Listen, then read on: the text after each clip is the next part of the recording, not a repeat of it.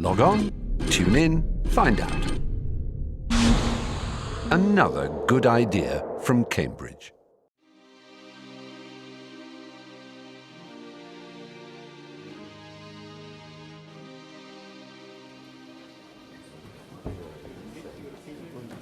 Good afternoon, everybody. I suspect we'll still have some people coming in, but I think we should make a start. I'm David Wallace. I'm the director of the Newton Institute, and I know that I'm between you and a really interesting talk, so I'm going to be very brief. Just two things. The first is to say thank you. Thank you to the program organisers and to the workshop organisers who've done a fantastic job. The second thank you I want to say is actually to the staff of the Institute, because we've had 2 workshops going on this week with about 170 people involved. And not just that, but we organised a workshop for a scoping meeting for a future programme at the Institute in Reading this week. So we've been organising workshops for 3 workshops for 250 people. And Tracy and her staff have done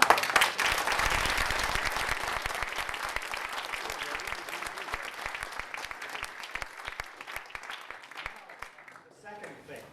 In 1980, the Scottish University Summer School in Physics was held in St Andrews, the home of golf. Gerard was a speaker there. There was a competition for the t-shirt design, of course, and Gerard's design won it. I knew I had, at one time, a copy of that t-shirt, and after very, very much digging, I found it. And what it shows, of course, is that the first particle accelerator was actually on a golf course in Scotland. Anyway, what Gerard has kindly agreed to do is to come up and sign it for me. And I'm then going to display it along with the bust of Sir Michael Tia in the Newton Institute. And Rainer, I think we need you to hold it as well. I'm really sorry about this, folks. It needs to be spent. So here it goes. How many theoretical physicists does it take to sign a t-shirt?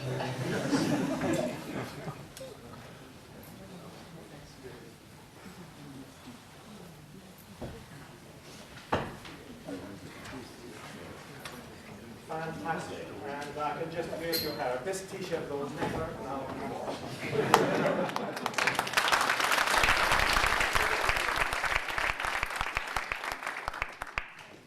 Okay, it gives me great pleasure to introduce our next speaker, Professor Gerard at Hooft.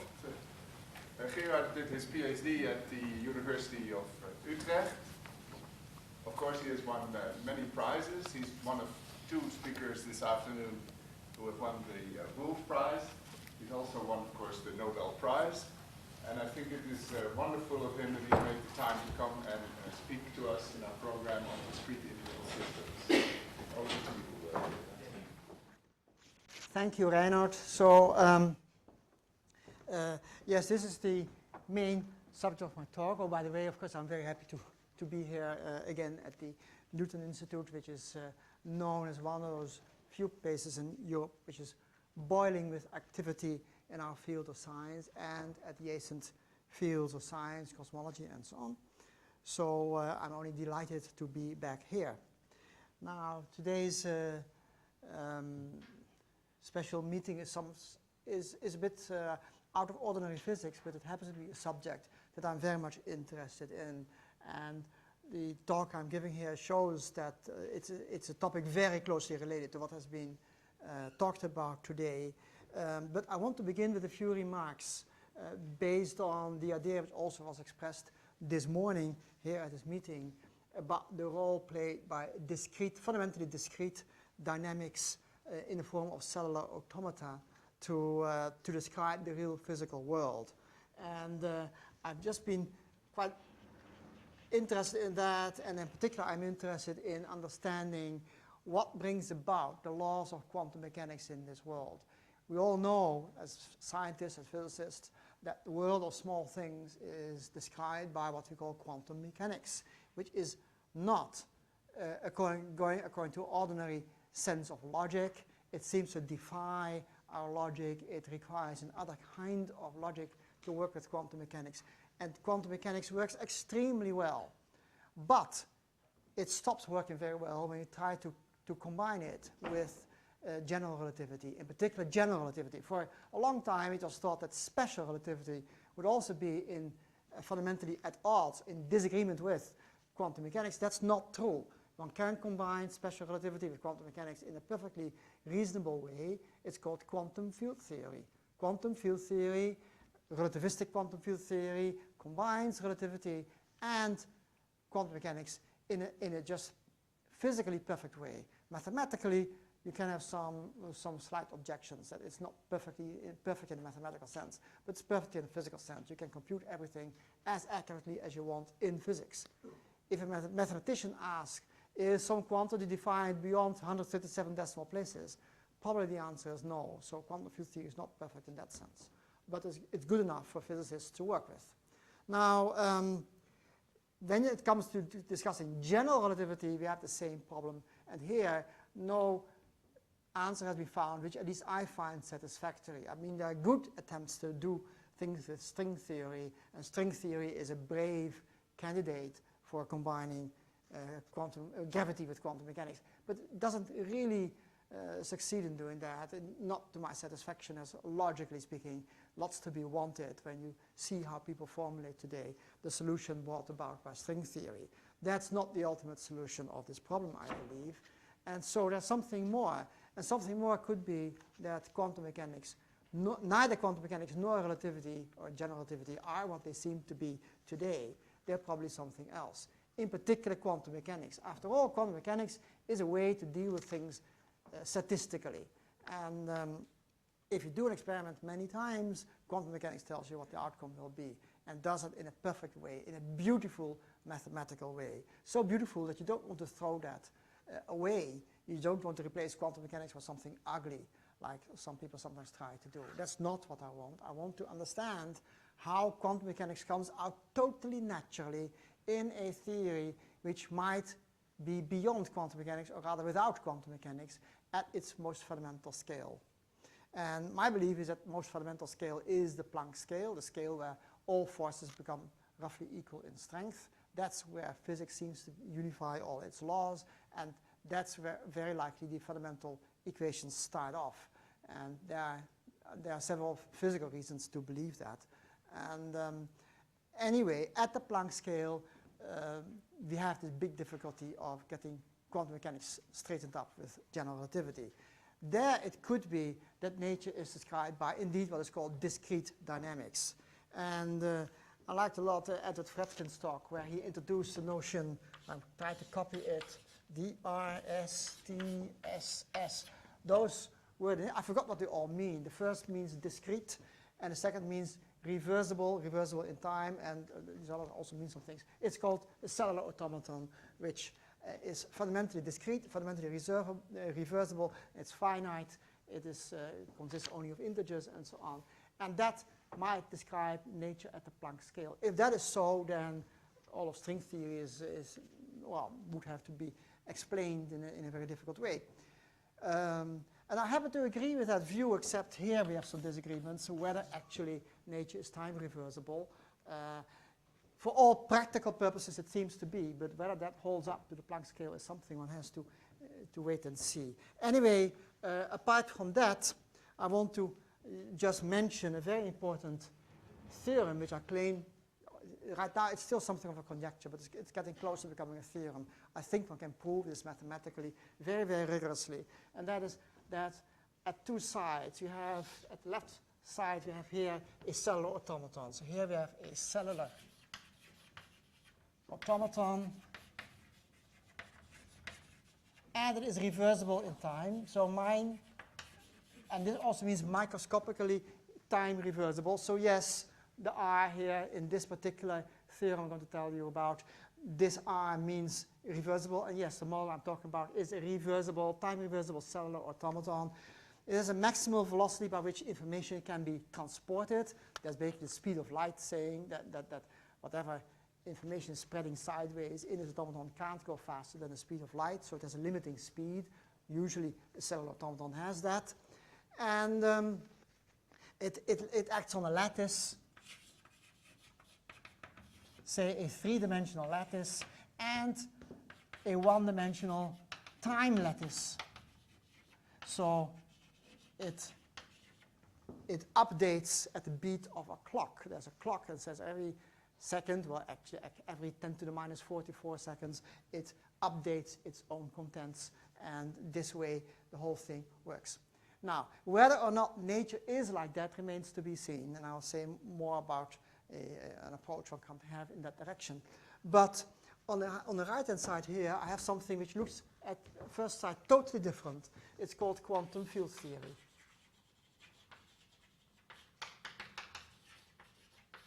Now, quantum field theory is a theory which we use in quantum physics, in particle physics today. Particles, so in particular the standard model is an example of a quantum field theory describing all particles we know. And in the standard model, at least, you can do experiments and fill in all the details, all the numbers you want to know can be found out, and a new machine in Geneva is about to be started up to make the model that we have more complete than we know today.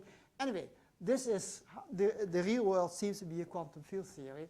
Now, my theorem is that in the continuum limit, so if you take the continuum limit,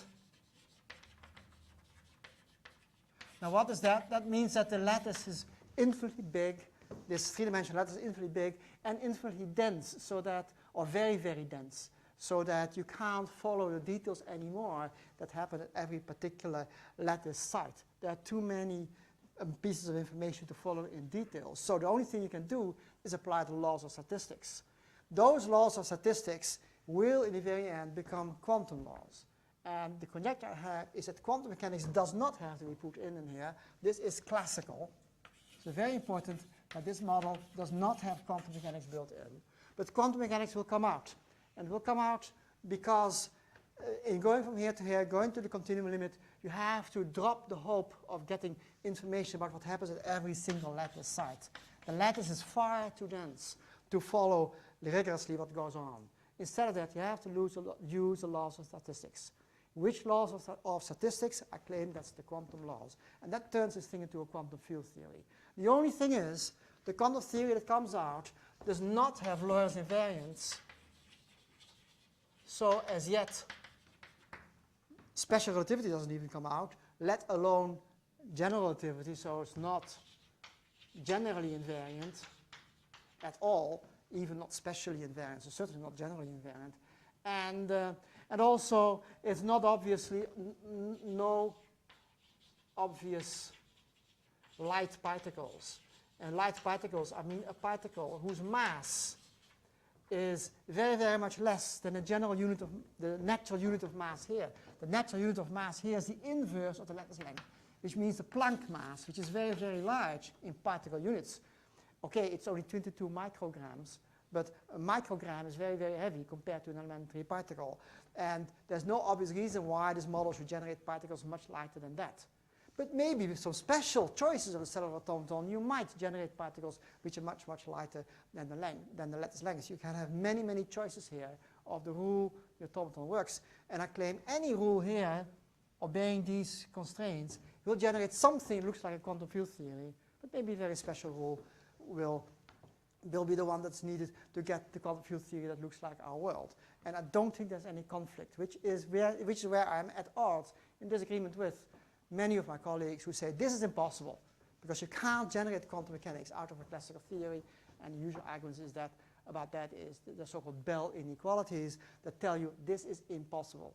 I don't believe that. I think that for one thing that the so-called vacuum state is actually not empty at all, but it's full of life, which is totally uncontrollable. We experience the vacuum as being an empty state.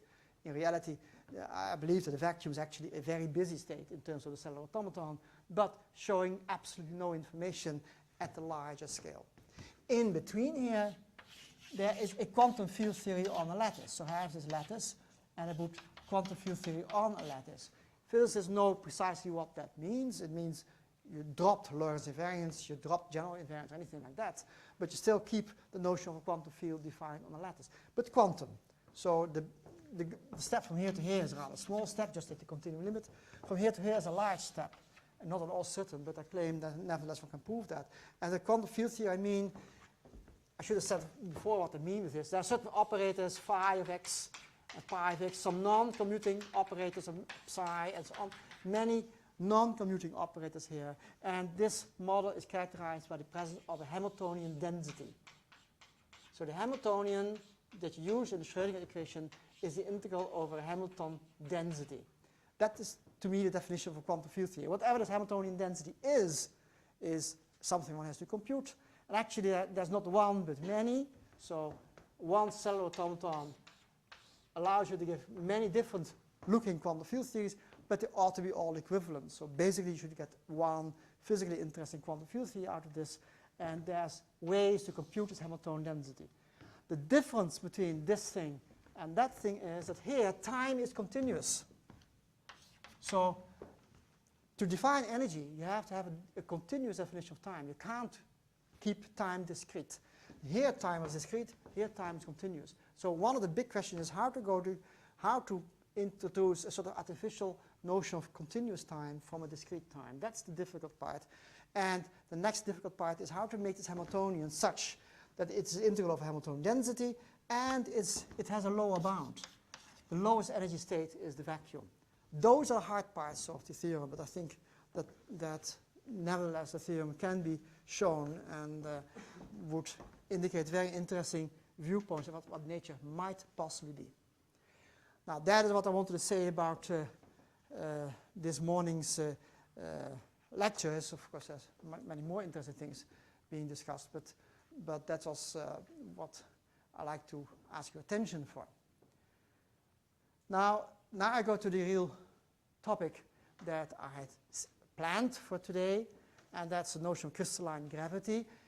I will start talking about something that only in a very vague sense looks like crystalline gravity, but again, something that could more resemble, say, the continuum limit. So I don't have a crystal, but I have a continuum of space and time. So I start describing a continuum version of gravity, and only during the last 10 minutes or something, I'll tell you how that can be turned into a theory which really would deserve the name crystalline gravity. And I start from physical arguments. So I start from what we know about physics and how we can try to understand how to reconcile the notion of quantum mechanics with gravity.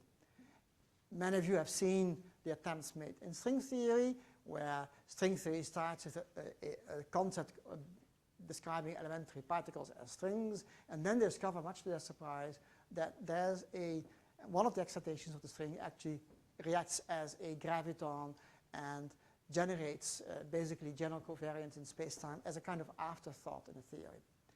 I want to approach the problem from the other end, because this picture string theory generates of general relativity seems to be very confusing from a logical point of view. So I want to understand this better in my way of thinking. So I want to understand how can it be that space and time obey the laws of general relativity. And one of the questions one can ask then is space and time continuous or is it discrete? Well, for a moment, I'll say space-time is continuous. Even if space-time is discrete, you can still fill in the blanks in between the points and say, okay, mathematically, I replace it by a continuum just in order to write down equations. Even if you don't believe there's information between the lattice sites, you can still fill up the lattice sites with a continuum. The only way to do that is to fill it with a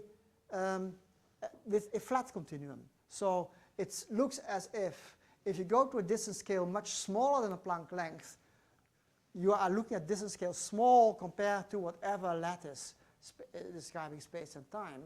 So there is nothing there. If there's nothing there, the only reasonable way to describe it is to fill it up by a flat space-time. Flat space-time meaning no curvature, no gravitational degrees of freedom, not even any fields there, so that there's really, mathematically speaking, empty. There's no information in there. So then I'm totally free to fill that in with flat pieces of space-time. So no degrees of freedom anymore, which means that gravity becomes in something looking like a topological field theory. Topological field theories are field theories that are characterized by the fact that all you need to know is what they look like at the boundary. If you know all the fields at the boundary, you can fill in the region in between, which basically contains no further information about the system. All the information was at the boundary. You can write down the action of the theory and the dynamical equation of the theory, as equations holding for the boundary, but alternatively, you can also reformulate those equations as equations holding in the bulk of space-time, even though this bulk doesn't contain any extra information. And in physics, that's called the topological field theory, and this statement is that if you go to very short distance scales, gravity must somehow start to look like a topological theory, because there's no extra information in there. Now, it may well, that's why I say it may well make sense to describe space and time in these in-between regions of lattice as if it is locally flat. With flat, I mean it's described by as a piece of Minkowski space-time. Minkowski space-time which itself has no further information in it. If you want to put information in it, you have to put particles in there. But those particles will have to be postponed for a later consideration. So for a moment, I'll just take totally flat piece of space-time, so there's no information there. Actually, this is being tried in many standard approaches or less than standard approaches in gravity. For instance, loop quantum gravity and Regge calculus is another example of a procedure where people glue flat pieces of space-time together to get a picture of what the universe might possibly look like at the Planck scale. But usually, Regge calculus is considered as a kind of approximation to reality. It usually isn't as ambitious of actually describing the real thing in space-time. It only wants to write down some sort of approximation of gravity with a cutoff, they say. And then that might be an approximation to the real world. I'm not interested for a moment in approximations. I'm interested in what could possibly be the truth. Later you could try to refine it, but one could then say the following thing. Suppose that space-time is locally flat, but then at a larger scale there should be some information in it. Well, locally flat, but yes, with defects. If there are defects in a locally flat theory, then the defects could be the particles, including curvature of space and time, gravitons, and what have you. You would like those defects to be point-alike. Then you're describing points as particles. But it turns out that if your space is three-dimensional and your time is one-dimensional, you can't have point-like defects. The best you can have is line-like defects. And that is, you consider a line, a straight line, and then you follow how flat space-time surrounds it. You find it's locally flat, but not globally flat. So globally, you discover that a line is a line-like defect. And that makes perfect sense mathematically. These are defects that actually may remind you of the defects that you might have in a crystal. If you have a crystal, you might have a line of atoms which are out of order, so to speak, and the crystal is constructed by gluing the opposite ends, if you go around the line, gluing the ends in the wrong way. So locally, the crystal is fine, but globally, it's wrong. It's not a good crystal anymore. But I'll come to the topic of crystal at a later stage. Now, this theory will have a clear vacuum state, a flat Minkowski space-time.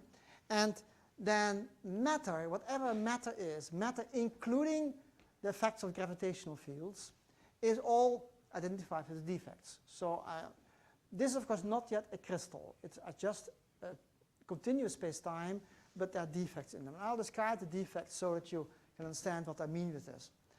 There are no gravitons and so on. Gravity and matter is basically the same thing in this theory. Actually, the vacuum state, if there are no defects, you might identify that with the vacuum. That's different to what I said there, where the vacuum is a very ugly state.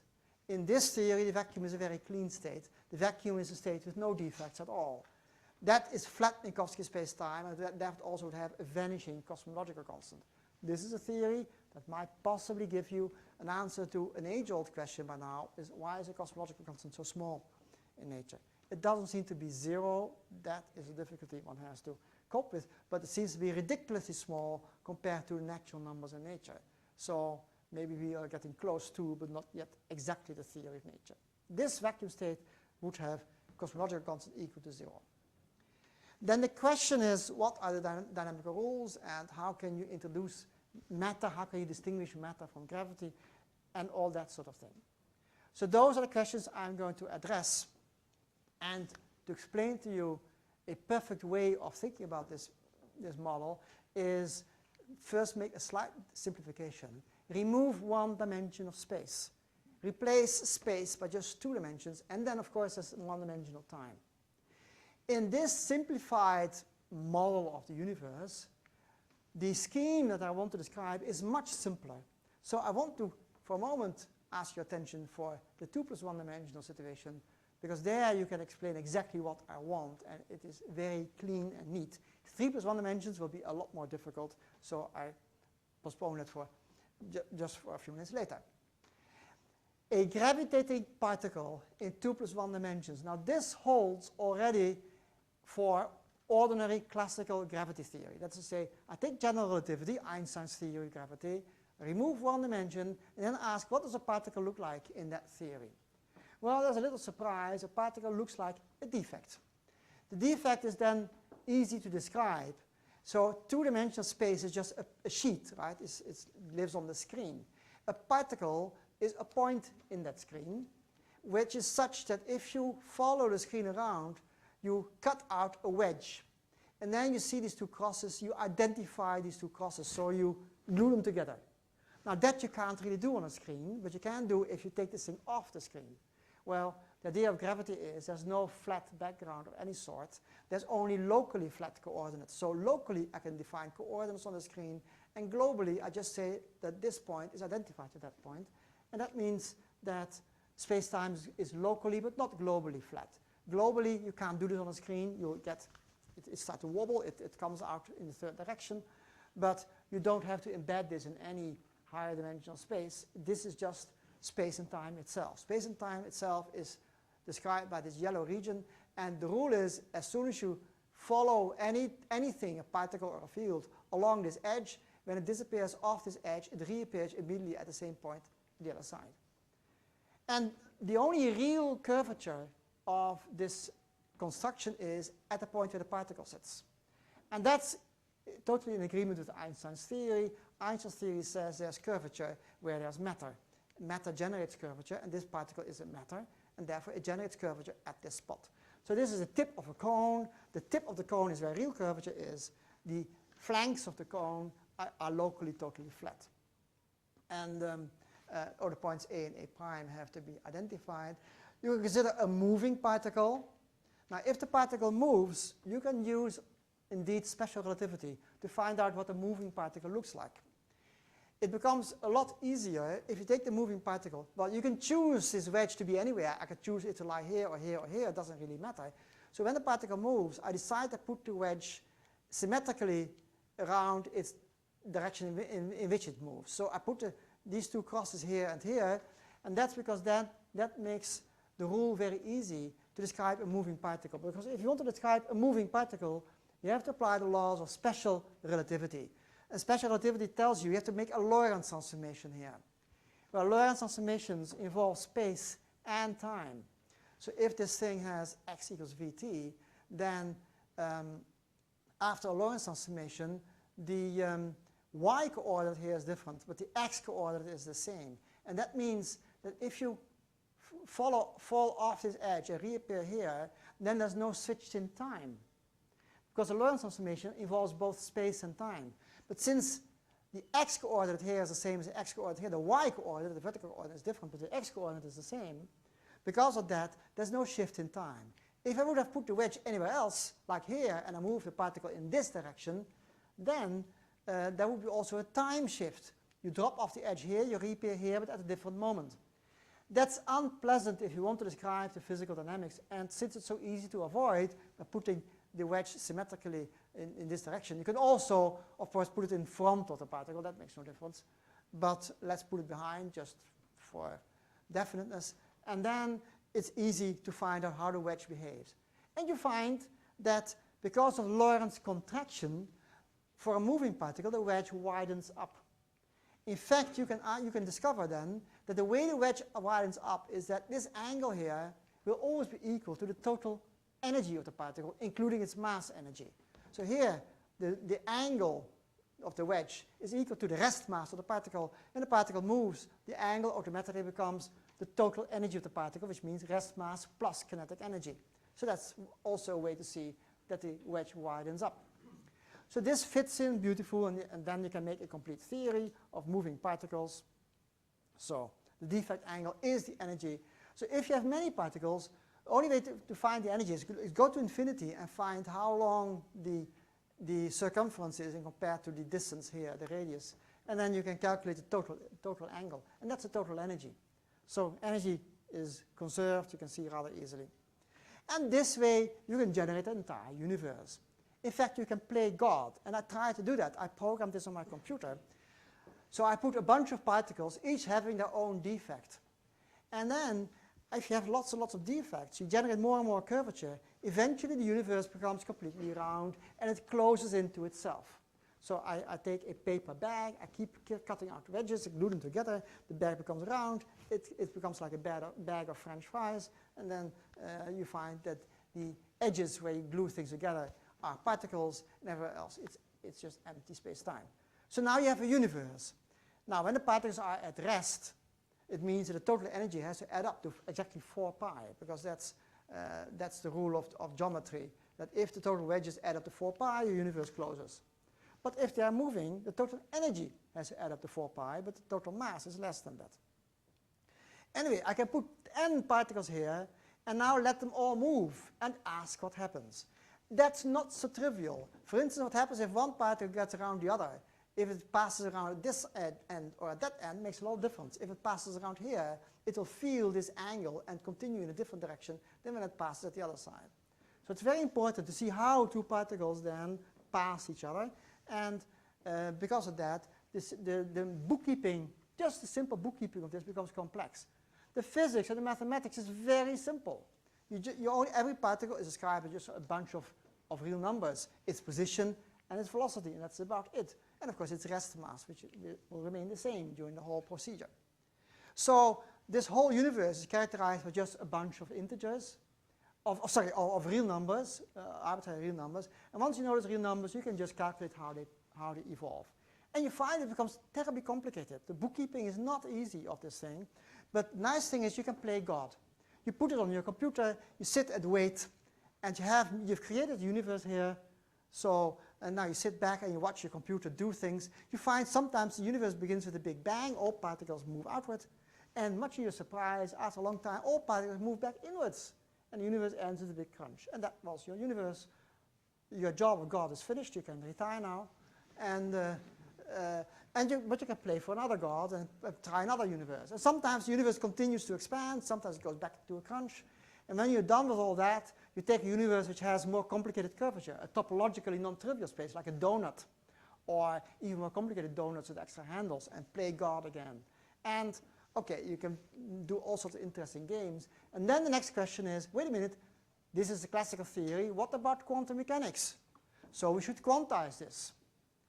Now, you go into the standard rules, and you're surprised by 2 observations. One is, the rule of quantization, according to standard textbooks in physics, is the following thing. You have to write down the Poisson brackets of the dynamical equations here.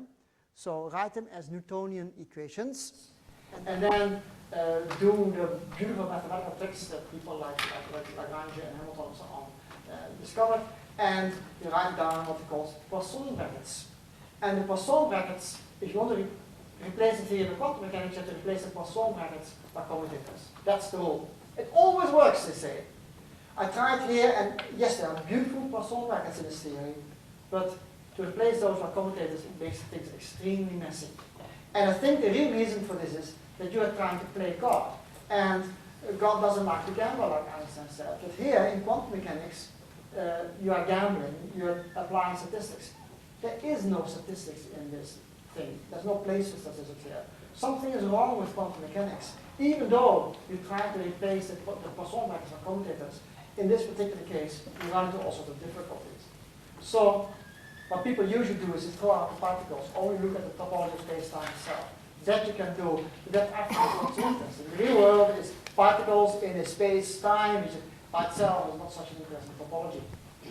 That is what it seems to be, and that's what you want to do. So, quantization is very difficult. Okay, but, of course, this model is only 2 + 1 dimensional. Now, of course, you're going to think very hard about getting the quantum problem straightened out. That's what I've been busy doing for a long time. But I said, okay, I don't succeed. Maybe you have to look directly at the 3 + 1 dimensional case. So now add a third dimension, because that's what the real world is much more like. And now try to redo the whole argument. Well, first you discover that the only way to generalize this to 3 dimensions is that particles are no longer particles, they are lines. They have to be. If you add a third dimension, that's just a spectator dimension, and the particle becomes a singularity, but then spread over the third direction. This, of course, is not a particle, it is a string. You say, okay, that brings me back to string theory. Well, wait a minute, it is a string, but it's a straight string. It doesn't have internal string excitations. In what people usually call string theory, superstring theory, you have excitations on this line. That's forbidden here, because I want to have this flat space surrounding it. That was the idea. Have flat space surrounding a defect. That defect is matter, but I don't want any physical structure in this flat space, because then I'm back at square one, which I wanted to avoid. So having no structure here means that space-time must be absolutely flat around it, and absolute flatness automatically guarantees that this line is straight. It's like if you fold a piece of paper and you just hold it on a flat table, automatically find that the fold is exactly a straight line and not approximately a straight line. So the same phenomenon happens here. The defect automatically becomes straight just because you are imposing the flatness condition on space and time here. There are no excitations on this string. There is, however, a defect angle.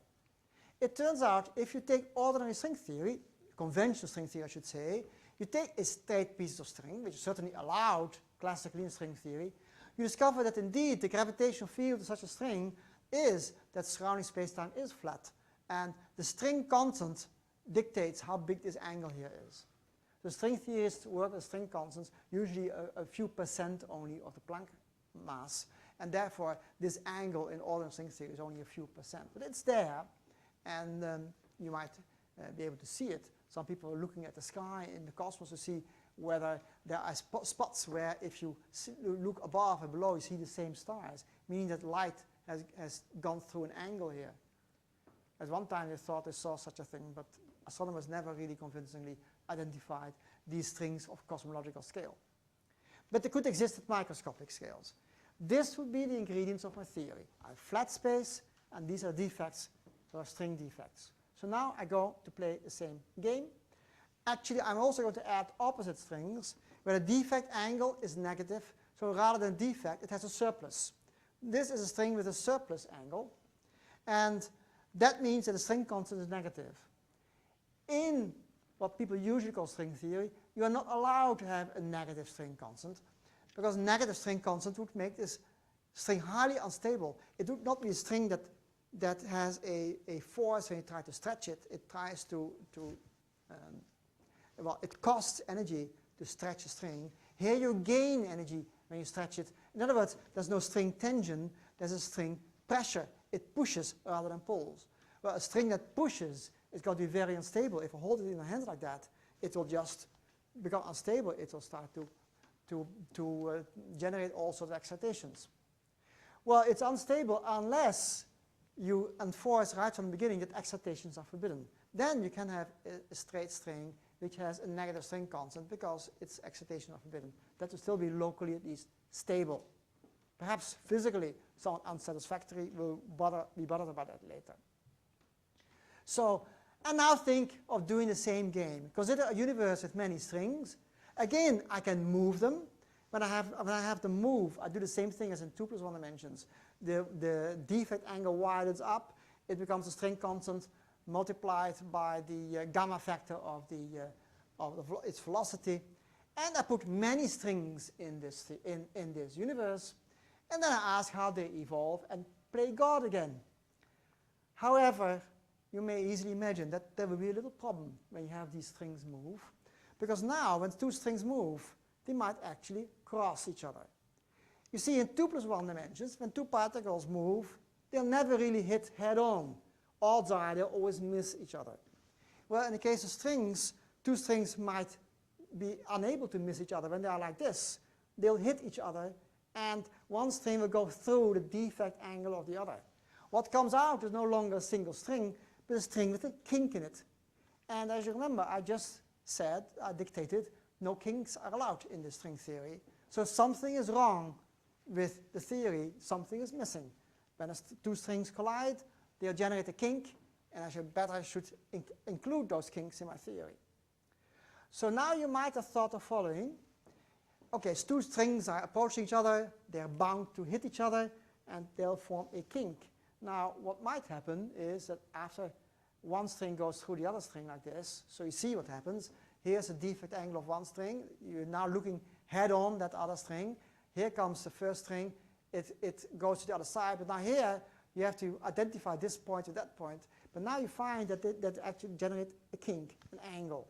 So you actually think this might happen, that when this string passes through this defect angle, it generates a kink here.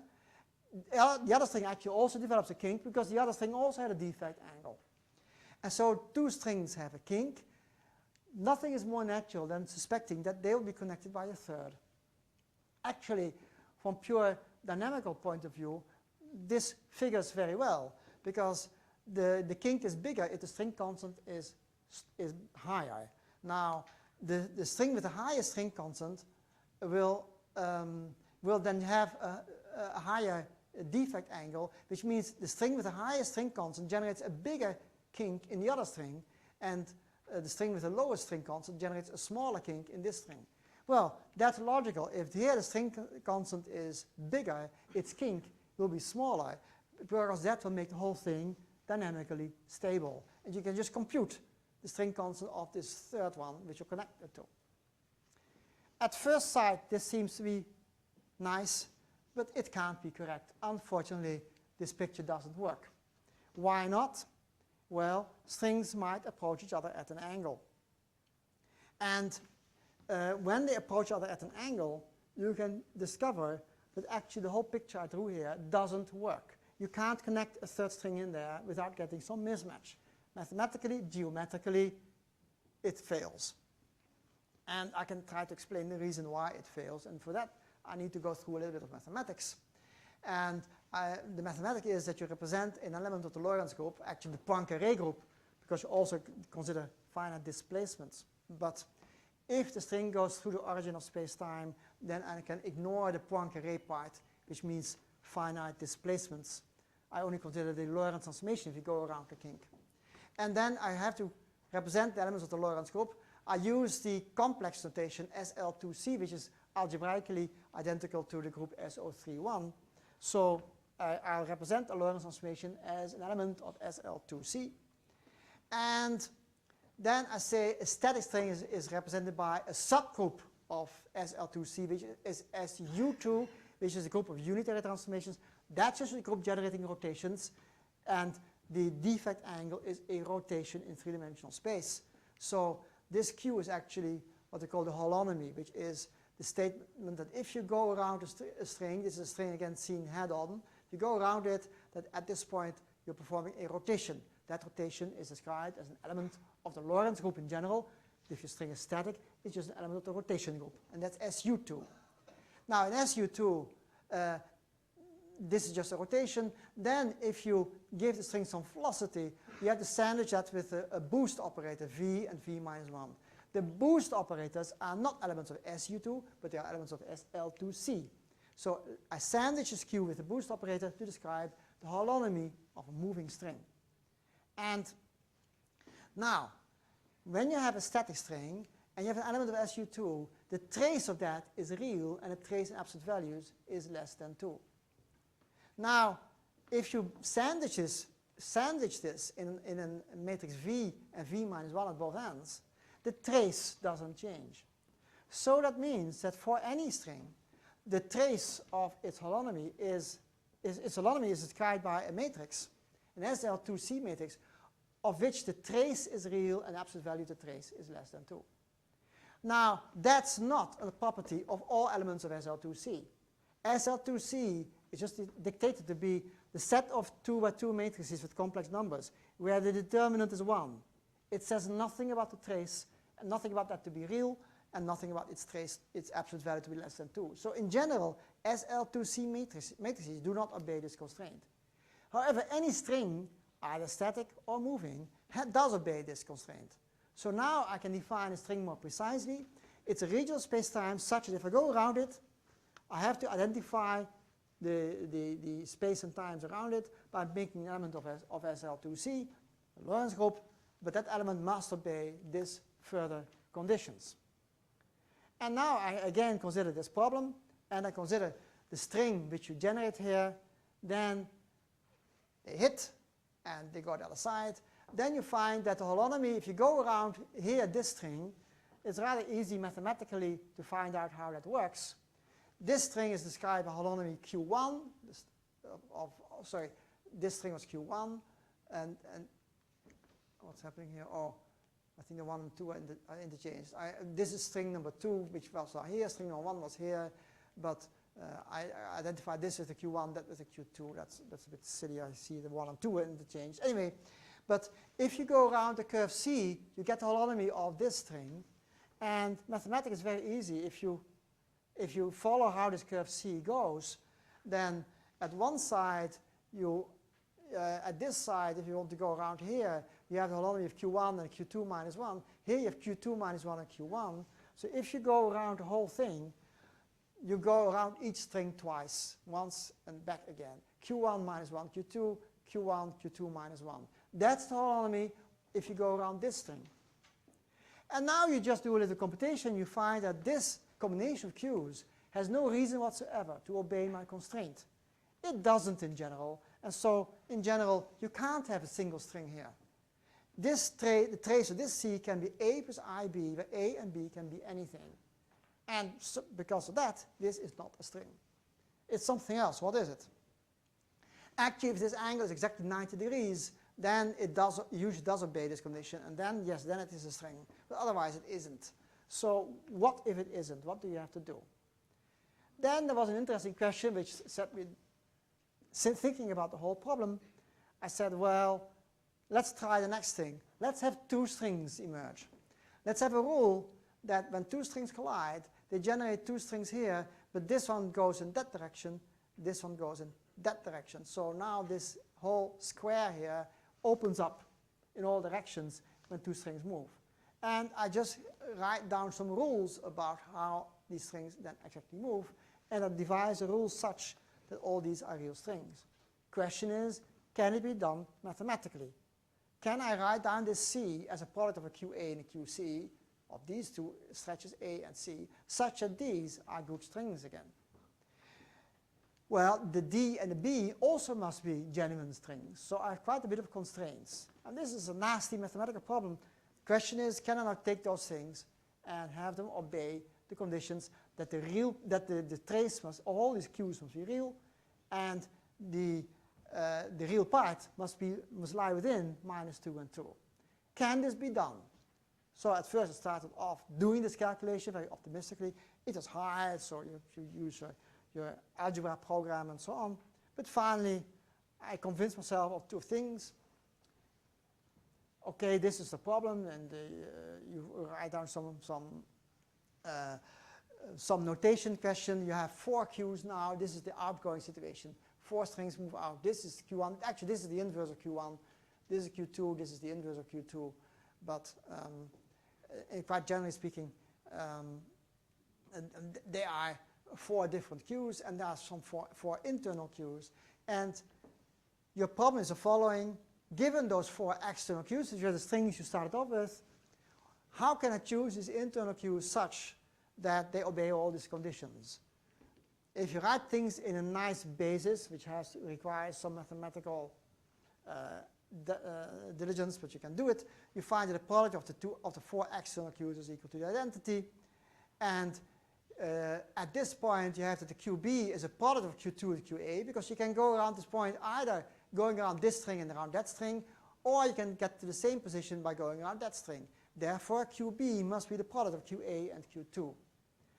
And on it goes, and you have the completely symmetric conditions. And now you have your nice mathematical problem. Find a solution. Well, first question, how many solutions are there? Well, the Lorentz group has 6 degrees of freedom. The condition that the imaginary part of the trace is 0 removes 1 degree of freedom. So you have every string is described by a constant which sits in a 5-dimensional space. And this one condition holds for these 4 internal lines. So these 4 internal lines represent 4 conditions of this sort.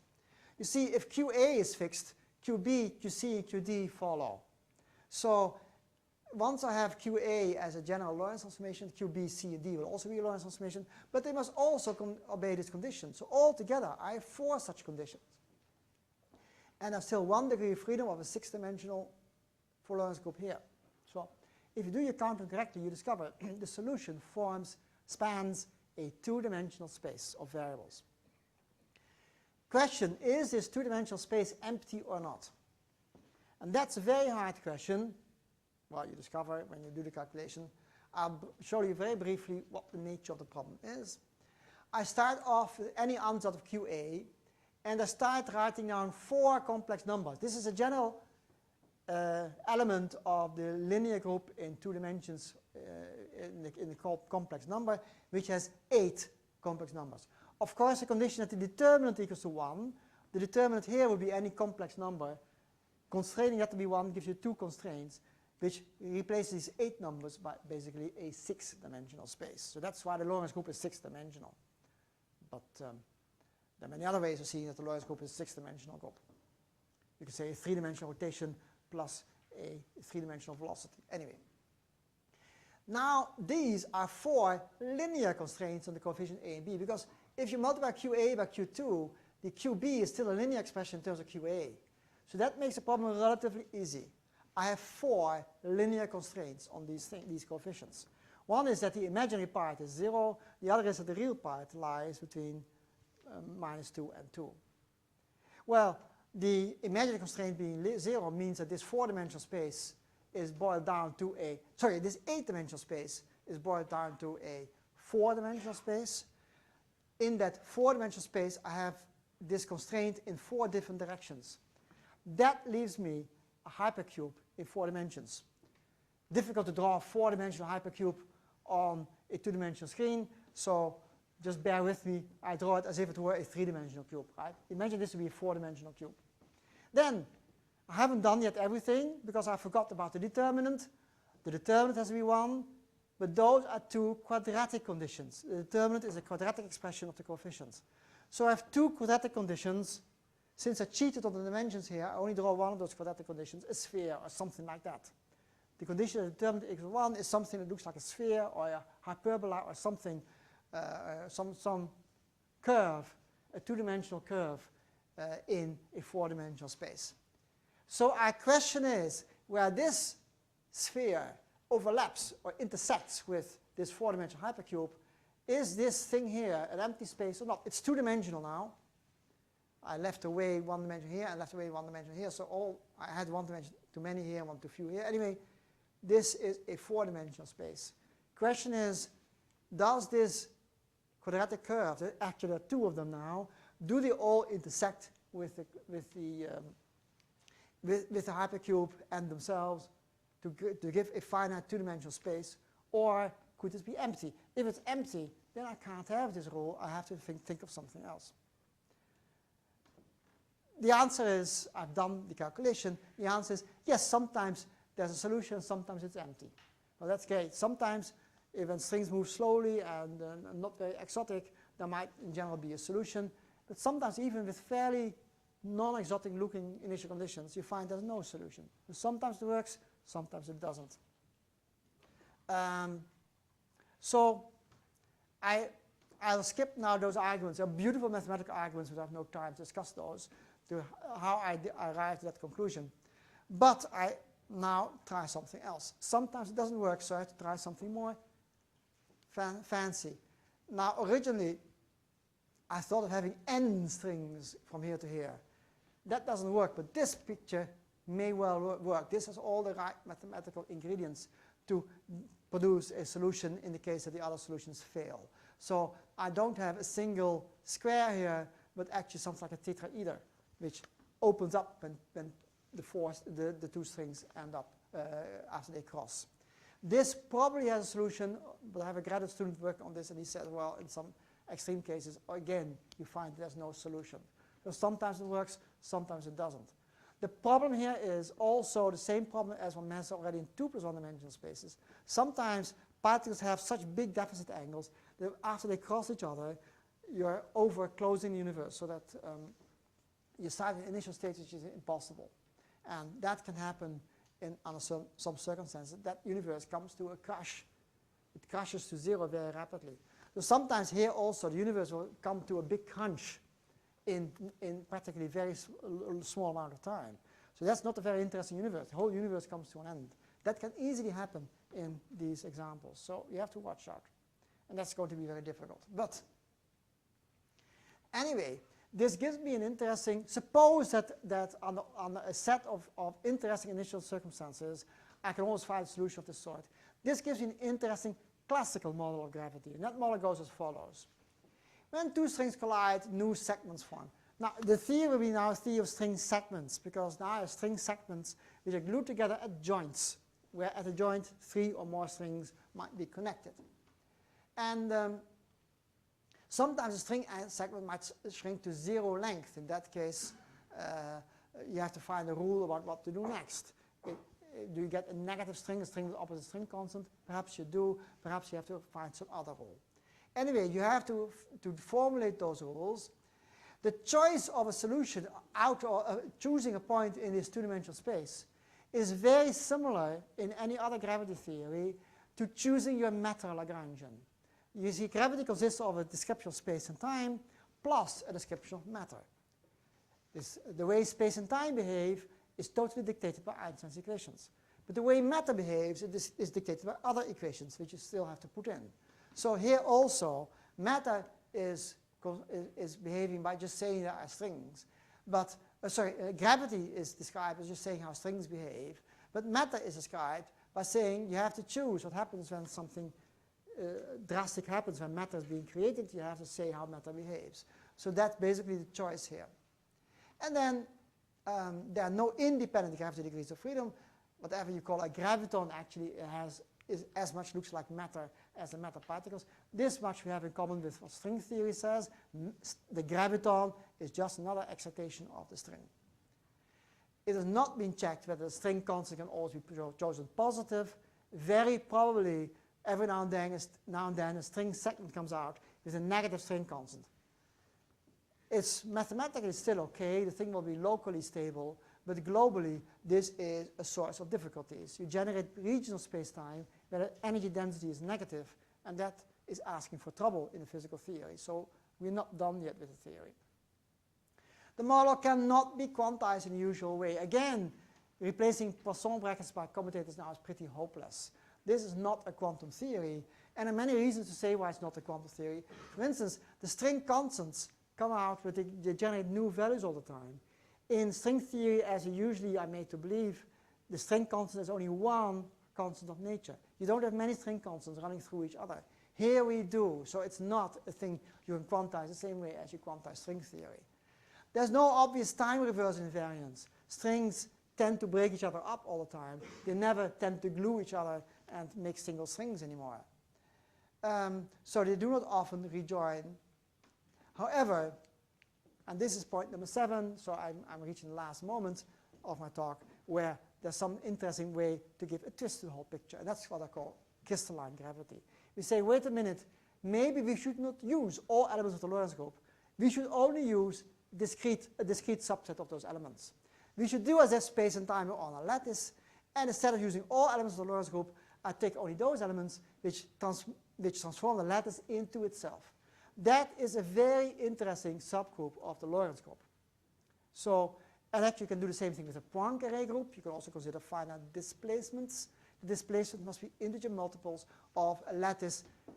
For definiteness, let's say that I take a cubic lattice, but I could take other lattices if I wanted to. And then look at those elements of the Lorentz group that transform the lattice into itself. This is a very nice element of the Lorentz group which does that. Basically what you have to look at is those elements of the Lorentz group in SO31 which only contain integer entries. If these entries are integer, you can be sure that every element on the lattice will again be mapped onto another element of the lattice.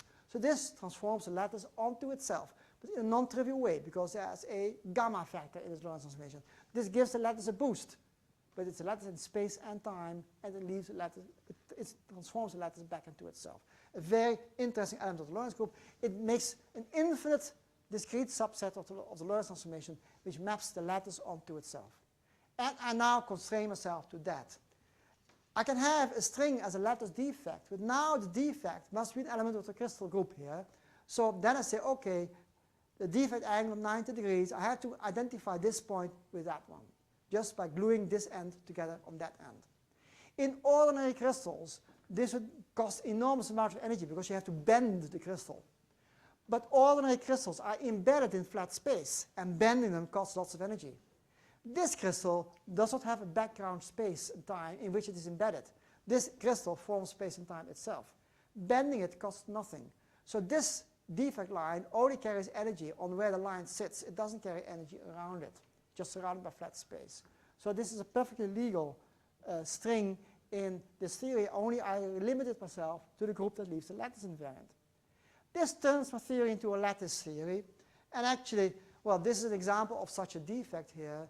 You see, this could be a crystal. But if you try to bend the crystal this way, you find that these were spheres originally. Now you see all the spheres turned into eggs. And that's because now this crystal has an enormous amount of stretch in the circular direction. And that costs enormous amounts of energy in ordinary crystals. They will say, no, this is not, this background means nothing, and so locally an observer here doesn't notice it is being stretched because there's no information in that stretching. Then this is a legal way of describing this defect. A defect, of course, sits right at that spot. That's where the real defect is. There you have 3 instead of 4 balls coming together. That's the real defect. So then we ended this theory, say how defect lines evolve. They could do something like this, but now it gets much more complicated because now to solve these equations is much harder. You are confined to only use the elements of the discrete set of Lorentz transformations. And in general, this solution will not obey that. So now you have to find something more clever. And that's why the theory is still unfinished. But basically, you can have surplus angles or defect angles, but basically you can think of finding a generalization of the rule where you restrict yourself to that. This gives me a lattice theory of gravity, and this theory at least has a chance of being quantized. But I propose a so-called pre-quantization procedure. And that brings me back to what I had on the blackboard there, that quantization should be replaced by pre-quantization, which really means that you use quantum mechanics in the same way as you use it there. It should come out of working out the details at a very, very large scale. All these lattices are probably at a Planck scale somewhere. So if you go to the man-made scale or atomic scale, you probably look at the continuum limit of this. And positive and negative defects nearly cancel each other out, so you get a space-time which looks very, very flat at a human scale. And these defect lines are very, very tiny defect lines, which form something that looks like a cellular automaton. So the nice thing about the picture is that it's perfectly invariant under general coordinate transformations, and it allows quantization to be introduced the way I had on the blackboard there. So this could be a path towards quantizing gravity, at the same time generating a finite number of degrees of freedom, which was, of course, what I intended to have, a theory where information can be kept under control, where you can do the bookkeeping and you only need to specify for every string, every particle, a finite set of numbers. If you have a discrete element of the Lorentz group, it means you only have to specify integers rather than real numbers, and that is much easier to handle in a computer, for instance. So now you can think of playing God with this system, with a computer that can only handle integers and cannot handle real numbers, not with infinite precision. And I should, of course, add, at this point, this theory is still very much in its infancy.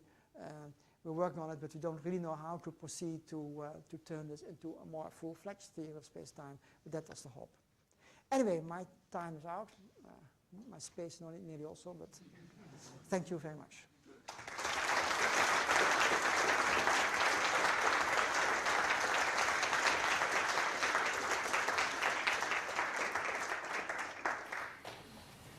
This paper is now open for discussion. Any questions? Yes. I have a question about 2+1, please. Yes. How does it look in the space, in the 2+1 space, the work lines of the particles and also various pieces of the flat space. Is it dissolution by the plane faces? Is it dissolution into polyeder? Yes. So what you do, to do the bookkeeping now, you sit down and write a computer program, right? Now what you do is you make the tessellation of space. So you write down, you think of triangles, but it turns out to be easy to work with polygons. So you take a bunch of polygons and you describe the flat region of space and time as a polygon, and then the corners of the polygon are either where particles sit, or where just polygons are connected to each other. There could be no particles sitting there, and then you have a constraint that the defect angles add up properly to 2 pi, then there's no particle sitting there. But where you have particles, polygons are just glued together such that when the particle is at rest, you have this defect angle. I say polygons, actually they have 3-dimensional simplexes because they have time as well. So they are a 3-dimensional hyperpolygon, if you will, in 3-dimensional space-time. And then they're glued together, and all you have to say is what those real numbers are that characterize the way they're glued together, and that tells you how the particles move. And you put that in your computer and then say, okay, something happens when the polygons do something impossible, when they start to overlap. Then you have to go from one tessellation to another tessellation description. It forces you to rewrite that same space-time in terms of other polygons. And so my computer program continues to update the ideal tessellation of space and time, so to describe all these particles. So when 2 particles pass, for instance, the particle then tends to get out of its own polygon or something like that. Then you have to find a new tessellation. So the bookkeeping procedure continues to correct itself by writing a new tessellation while particles move in space-time. And so you find that in practice what you have to do is you have to calculate when does the first moment come that this tessellation doesn't describe the thing properly anymore. You calculate that, and that usually goes for the particles moving around. And then you say, okay, at that moment I have to recalculate the thing, and there's a transition from one polygon to another polygon, and on I go again for the next time step. So my computer continues to calculate finite time steps. At every step I have to do something, calculate some sines and cosines and so on. And then I continue, and that way you play God. Yeah, that I understand, but suppose you have a very small mass particle. Yes. So that almost you're tessellating a flat space. Yes. And once you've done it with your complete program, and look at a 3-dimensional picture of space-time, not just lines every time you play, but look at the 3-dimensional picture and you see polyedra. Yes.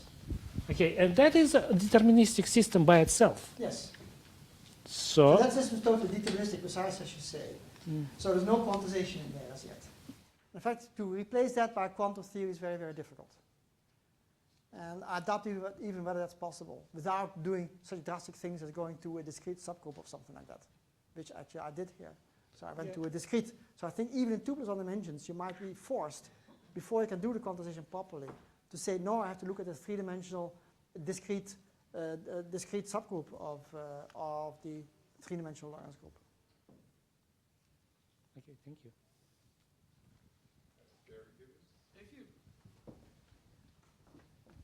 If you think of your scattering diagrams as Feynman diagrams, your problem seemed to be that the internal lines were off shell. But this is what one expects of a Feynman diagram.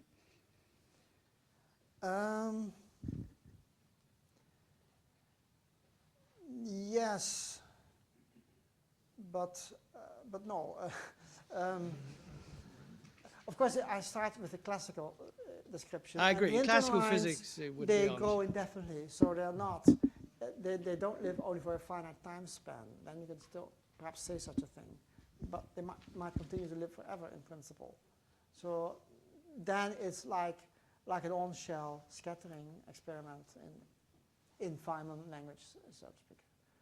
And normally speaking, of course, the off-shell particles only come about when you really quantize the theory. I haven't done that yet. This is totally classical. So I shouldn't get anything like virtual particles this way. Maybe you've got it already.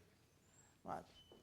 Well, it's an interesting thought. I'll try to make sense of it, but it's hard to implement.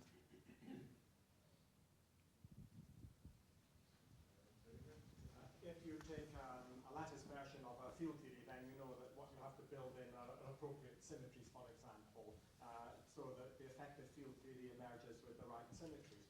Now, you here are looking at what looks like a very, very special characteristic crystalline thing, which must, however, be in some universality class. Can you begin to characterize what it is about your fundamental models which make up that universality class which is going to contain gravity or whatever? Well, this is a very hard question.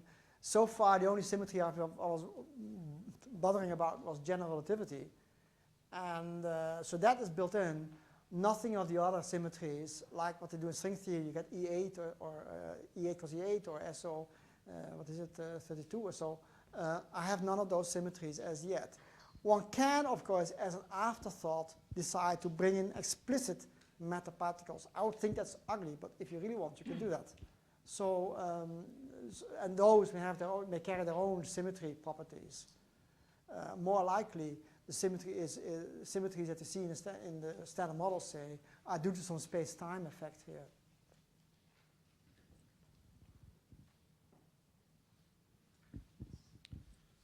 Yeah, in the 2+1 dimensional case, you say that the wedge is connected to the rest mass of the particle. Am I right? When it's standing still, it's the rest mass. Yes. So I have two small questions. One is I don't understand the surplus angle in this case because it would require a negative rest mass. And second is, since the velocity of light is finite and very big, when the particle is moving, the wedge is increasing. Is there a maximum angle that it can take, or the maximum angle is 2 pi? Well, here is where this theory starts to differ from special relativity. Remember, we have general relativity, so we have the curvature of space-time. The wedge opens up, but for small values, it follows precisely the ordinary rules of special relativity. When it opens up very wide, the universe itself starts to shrink, starts to become smaller and smaller. Two such particles, and the universe is nearly empty. So then the rules that you're used to in special relativity start to fail. And so the wedge can't open, when you have a moving particle and you have the wedge, say, trailing behind, it can never open up further than exactly the angle pi. And that's different from special relativity, where if you give a large velocity, the gamma factor can be as big as you want. But here, then it deviates from the gamma factor. It's an angle and not a real number which can become a hyperbolic angle. The gamma factor would be a hyperbolic angle. So that's really something else. So, so for large velocities, you deviate from the intuition of special relativity. And that's because space and time around the particles get curved. And, I think that's all I can say about this. So the analogy isn't perfect. Okay, one final question here. Could I ask a question about this continuum limit picture? About? This continuum limit Yes. picture? So on the left-hand side, where you have cellular automata, I don't see any complex numbers being involved. No. Whereas on the right-hand side, we have quantum field theory, where you have complex amplitudes, generally speaking. Yeah. Is there some way that arises from the continuum limit, or is that? Well, I claim that those complex amplitudes are all in our imagination. If you do an experiment in quantum mechanics, you never measure a complex number. All your machines measure just times or volumes or something, but no complex numbers. The complex numbers come in because they are so convenient.